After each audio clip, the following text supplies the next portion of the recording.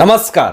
महाराष्ट्र के एनसीपी नेता नवाब मलिक पूरी तरीके से बौखलाए हुए हैं, लेकिन इस बार क्या ऐसा हो गया जिस रीजन से वो अब किसी से सीधे मुंह बात नहीं कर रहे हैं। अब जिस तरीके से आरोप पे आरोप वो लगा रहे थे, कहते हैं कि आज नहीं तो कल सीख जरूर मिल जाता है। और ये सीख किसने इनको दिया है? आज कहीं ना कहीं जब अपनी फैमिली पे और अपने परिवार पे जब बात आती है तो बौखलाहट सामने आ जाती है, तब पूरी तरीके से बिलबिलाने लगते हैं, मिर्च लगने लगती है। लेकिन वही दूसरी के परिवार पे झूठे झूठे आरोप और निराधार आरोप जिस तरीके से ये बीते दिनों लगा रहे हैं, इनको थोड़ा सा भी पछतावा नहीं है। लेकिन आज जिस तरीके से उनके ऊपर अब आरोप लग रहे हैं, तो इनके परिवार से अब लोग सामने निकल करके आ रहे हैं। यहां पे जो इनकी बेटी है नीलोफर खान ने एक खत लिखा है और सोशल मीडिया पे पूरी तरीके से वो खत जो है वो वायरल हो रही है। नीलोफर ने ये कहा कि मुझे बहुत ही ज्यादा प्रॉब्लम हो रही है, मुसीबत हो रही है, अब सोसाइटी में मुंह दिखाने लायक नहीं बची हूं। ऐसी ऐसी चीजें उन्होंने पत्र में लिखी है। उन्होंने ये भी कहा कि सोसाइटी में लोग मुझे अब ये कह रहे हैं कि ड्रग्स पेडलर की पत्नी। आगे नीलोफर ने यह भी कहा कि मेरे बच्चे के जो दोस्त हैं वो भी छूट गए। मेरे बच्चे के दोस्त लोग हैं जो बात नहीं करना चाह रहे हैं। काफी लोग मेरे रिश्ते नाते हर तरफ पूरी तरीके से मुंह दिखाने लायक मैं नहीं बची हूं। हालांकि आगे नीलोफर ने यह भी कहा कि जितने सारे मेरे ऊपर जो आरोप लगाए गए हैं, मेरे पति जो समीर खान हैं उनके ऊपर जो भी आरोप लगाए गए हैं वो सब गलत है, वो सब झूठा है। तो क्या एनसीबी आपको फंसा रही है?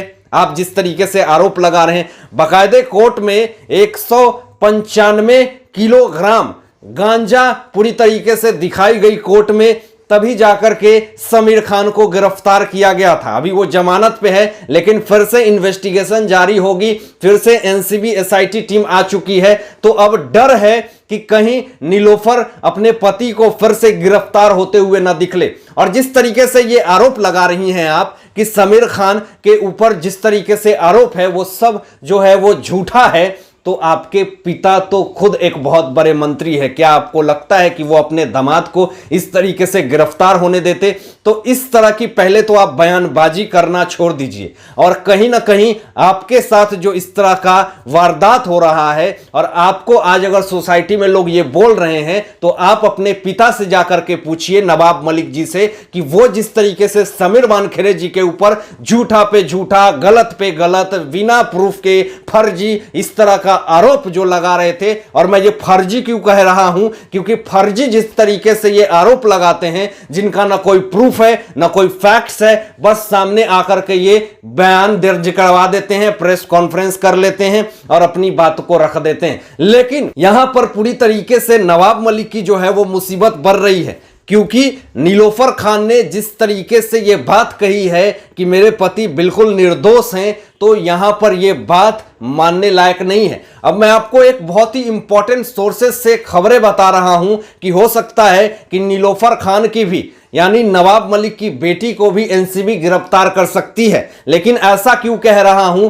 क्योंकि एनसीबी के पास एक ऐसा चैट सामने आया है जिसमें कि नीलोफर खान और उसके बाद समीर खान, इन दोनों के ड्रग्स पेडलिंग यानी बिजनेस को लेकर के बातचीत वार्तालाप सामने आया है। तो आप तो ज्यादा पक्ष में ना ही बोलिए, क्योंकि कब आप भी गिरफ्तार हो जाएंगी आपका भी कोई ठीक नहीं है। और आप जिस तरीके से कह रही हैं कि कोई ड्रग्स बरामद नहीं हुआ है, 195 किलोग्राम यानी 2 टन गांजा अगर किसी के घर में बरामद होता है, तो इसका मतलब वो अपने आप में सेवन करने के लिए तो नहीं ही रखेगा, वो जरूर इसलिए रखा होगा क्योंकि उसको व्यापार करने हैं। अब यहां पर पूरी तरीके से नवाब मलिक और उनके दामाद समीर खान और उनके पूरे परिवार की जिस तरीके से कनेक्शन, अब डी यानी दाऊद का कनेक्शन पूरी तरीके से सामने आ रहा है।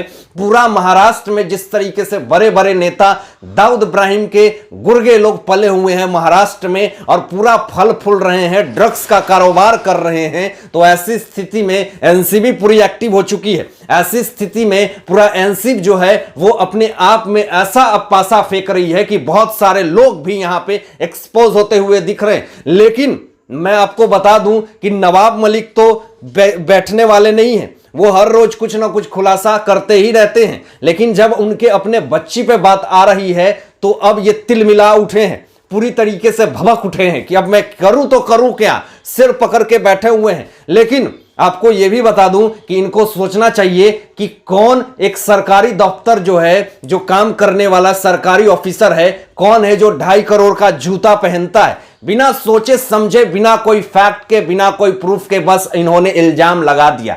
आज वही जो इनका इल्जाम है अब इनके ऊपर ही पूरी तरीके से गिर रहा है, क्योंकि बीजेपी के नेता मोहित कंबोज ने साफ कह दिया कि ये 3000 करोड़ का भंगार बेच करके कहां से ये प्रॉपर्टी कर लिया है। ऐसे ऐसे कुरला न जाने हजार जूहू पे 1000 करोड़ का प्रॉपर्टी इस इंसान ने कैसे इकट्ठा किए, किसानी करके इतना बड़ा प्लॉट कैसे ले लिया, भंगारी कबारी कौन ऐसा काम किया कि आज 3000 करोड़ का मालिक बन चुका है। इस पे इन्होंने ईडी की जांच की, पूरी तरीके से सिफारिश की है कि नवाब मलिक के ऊपर ईडी की पूरी तरीके से जांच हो और जो भी इसके खिलाफ सबूत मिले इसको पूरी तरीके से सजा होनी चाहिए। क्योंकि ये जिस तरीके से बीजेपी को बदनाम कर रहे हैं, महाराष्ट्र के जनता के साथ जिस तरीके से खिलवाड़ कर रहे हैं, ऐसी स्थिति में नवाब मलिक को पूरी तरीके से सजा होना चाहिए। क्योंकि ये बिना सोचे समझे, बिना कोई फैक्ट्स के, बिना कोई प्रूफ के बस आकर के प्रेस कॉन्फ्रेंस कर देते हैं और दूसरे पे लांछन लगाना शुरू कर देते हैं।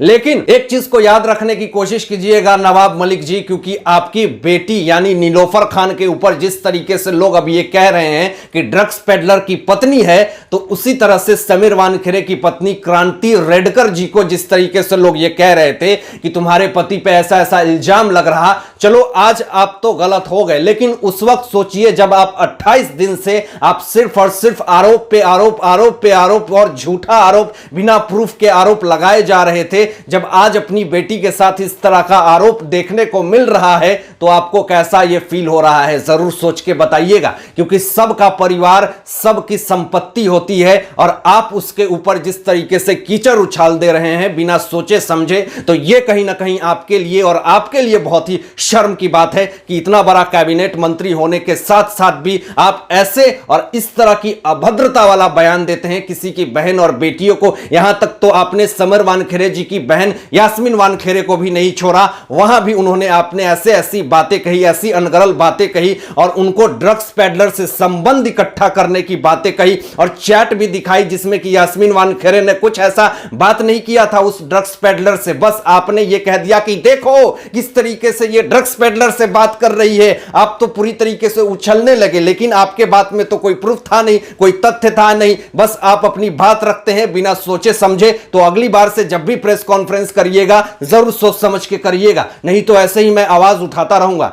मिलते हैं एक नए लेटेस्ट ब्रेकिंग न्यूज के साथ और इन सारे मुद्दों पे आप लोगों की क्या सोच है, आप लोग क्या सोचते हैं, अपनी विचार जरूर व्यक्त कीजिएगा।